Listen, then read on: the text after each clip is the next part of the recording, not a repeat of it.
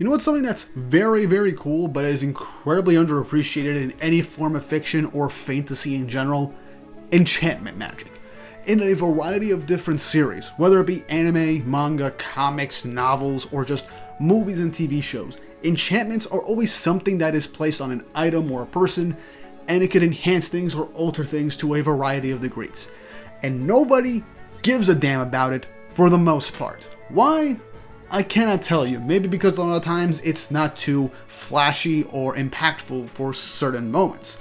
However, in Fairy Tail, enchantments are very common in the series and can be make or break in a majority of different scenarios involving particular characters. Whether they're being the ones enchanted or the ones doing the enchanting, this type of magic is incredibly useful. It is at the forefront with a lot of different battles, especially team fights.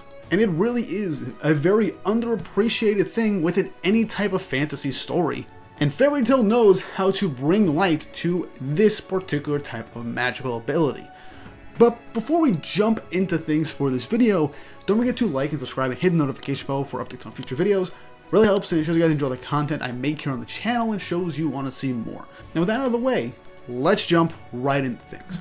So, enchantment magic in Fairy Tail is actually one of the most varied and diversified versions of magic in this entire series, because it has a wide array of just rules and utilizations that make it very viable in combat or outside of combat. Obviously, it is a caster type magic, as the caster just casts it on other people, themselves, or on items. Now, enchantment magic can also be called augmentation magic or just a straight up enchantment as well.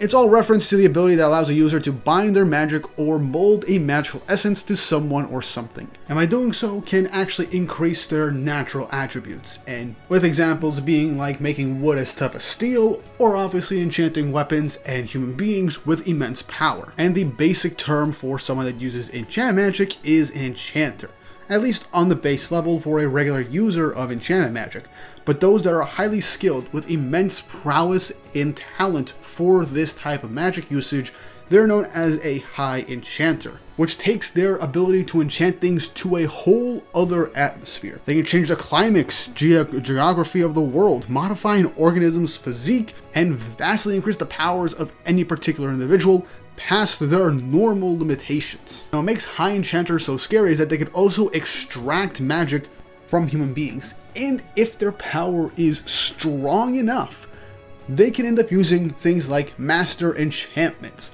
which would essentially cause them to enchant heavenly bodies themselves. Now, this is more or less to equate someone's magical power to that of a dragon, which, in the world of Fairy Tail, dragons are incredibly powerful and have immense magical force. Now, what's interesting is that I actually forgot about this when it came to my Dragon Slayers Explained video, but dragons teaching Dragon Slayers how to utilize Dragon Slayer magic can in turn be a utilization of enchantment magic, as they are to an extent enchanting dragon type magic and attributes to a human being. At least that's kind of like the old-fashioned way of doing things.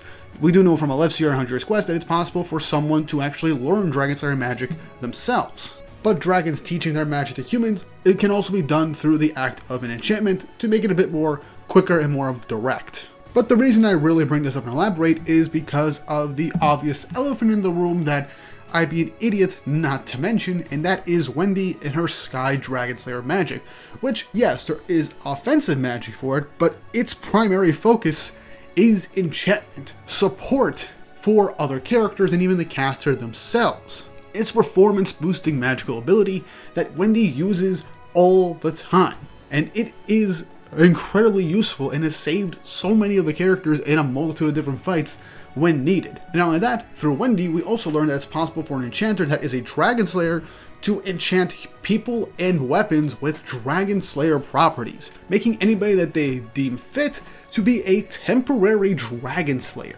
which obviously we see the most of in 100 Years Quest, and the first action we see Wendy do this is in the final clash against Irene in the Alvarez arc, where she enchanted Urza's sword with Dragon Slayer property so she can deal a effective blow against Irene. Speaking of Irene Balzerion, she is actually one of the only characters in this series to essentially be deemed a master enchanter. not just one of the strongest and most knowledgeable wizards on the planet, but probably the strongest enchanter on the planet. She is showcased multiple times through her vast array of different types of enchantments through other people, objects, or even the very ground and areas that they reside in. And it is through her that we learn of the ranking system for enchantments, which go basic, high enchantment, and master enchantment, which is kind of how we get the rankings of like high enchanters, master enchanters, etc., etc. Now, what makes enchantments incredibly viable is that they can actually have sub-skills placed within them. You can increase a person's strength, you can end up doing something like residual thought enchantments, or personality enchantments, or even a type of separation enchantment. The list goes on. It doesn't have to be a sole singular thing to buff somebody, but it could also apply to something else alongside it, combining enchantments to create something incredibly new and viable. Which obviously, if you're very proficient in enchanter magic, you could be able to do multiple types of sub-abilities within a singular enchantment. Now, also for a lot of enchantments, you can actually cast them twice to have them stack up and double the effects of said enchantment, whether it be the ability to fly, boosting resistances to specific types of magic, or boosting somebody's strength, etc. The ability to double up on the exact same enchantment can really boost its efficiency depending on the situation that you end up being in. And while Irene is still considered probably the strongest enchanter out there, Wendy right now, towards the end of Fairy Tail and into 100 Years Quest, is incredibly close to her level, as her understandings of enchantments and her utilization of enchantments have just been non-stop improvements and has done things that we couldn't think possible.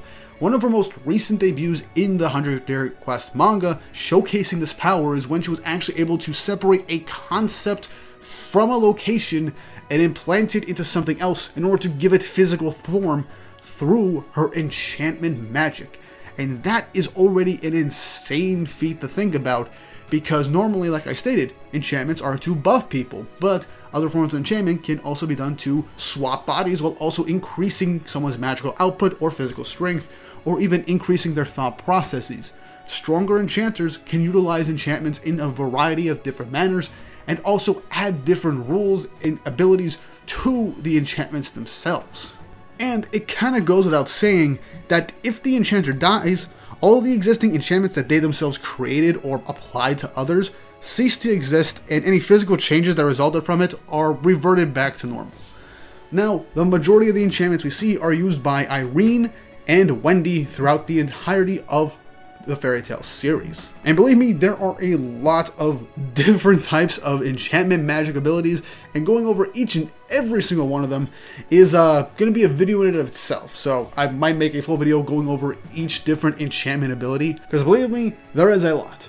But to give you a basic understanding of enchantments and a really quick rundown once more, enchantments are primarily used in the most basic terms to boost someone's physical strength, speed, durability, or even their own magical output, and give them the ability to fly, make them wightless, perhaps even give them enhanced senses. Meanwhile, high enchantment abilities can affect climates, the atmosphere, completely change an organism's physical physique, even the geography of a different area. For a very obvious and very fitting example would have to be Irene's Universe 1 spell, which she used to shrink the continent of Ishgard to about 1/8 of its initial size. This affected the entire continent and shrunk things and rearranged specific locations on a large scale.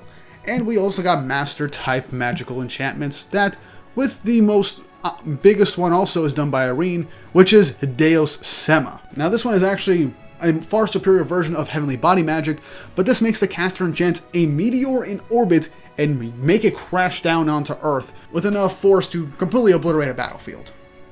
Obviously, enchantments are incredibly useful, as I mentioned, and they're vastly varied, to the point where some things you can even question are even an enchantment. But with the different variety, the different utilizations, enchantments have been used ever since Wendy came into the story. It has been a forefront of almost every single battle, and it has played a vital role in helping characters in a large amount of fights. Therefore, it's always in the spotlight, even when people don't even fully realize it or pay it much mind. And that was the purpose of this video, to really give you an idea of what enchantment magic is, and bring attention to a very underappreciated aspect of not just Fairy Tail's power system, but also just magical series in general, because I always find it incredibly exciting to see Wendy pull out some new enchantment that helps the group in some new and cool way and redefine what an enchantment can truly be. While it's always used to boost people's strength, it can also be used for a variety of different reasons in order to help in changing up the battlefield, making an incredibly large-scale attack, messing with opponents. There is a vast amount of different spells for enchantments that, yes, I will go into a different video going over each and every enchantment that we see in the series of Fairy Tail. And I'll tell you this, it's probably going to be at least 30 minutes long, because there's a lot of stuff for me to talk about when it comes to enchantments, just like any other magic type ability that I have discussed on this channel. But that's it from me. What did you guys think? Did you enjoy this video? Do you like the idea of enchantments? And did this video give you a better appreciation for this type of magical ability? Would you guys like to see me do a video talking about every single one of these different enchantments that we see in Fairy Tail? And what is your favorite enchantment that you've seen in the Fairy Tail series? Let me know in the comment section down below, as well as what other things you'd like me to elaborate on in the future. Yes, this was relatively shorter than normal, but this doesn't really have a full-on giant history like specific types of magic like takeovers and Slayer magic. It is more so a variety of magical abilities that are utilized in the Fairy Tail series. But with all that said and done, I hope you all enjoyed this video, and once more, if you haven't already, like and subscribe, hit the notification bell for updates on future videos. Really helps and shows you guys enjoy the content I make here on the channel and shows you want to see more. With all that said and done, I hope you all have an awesome day. Believe me, a Wendy video is going to be pretty big, just going over her abilities alone, and she makes up half of that whole damn list.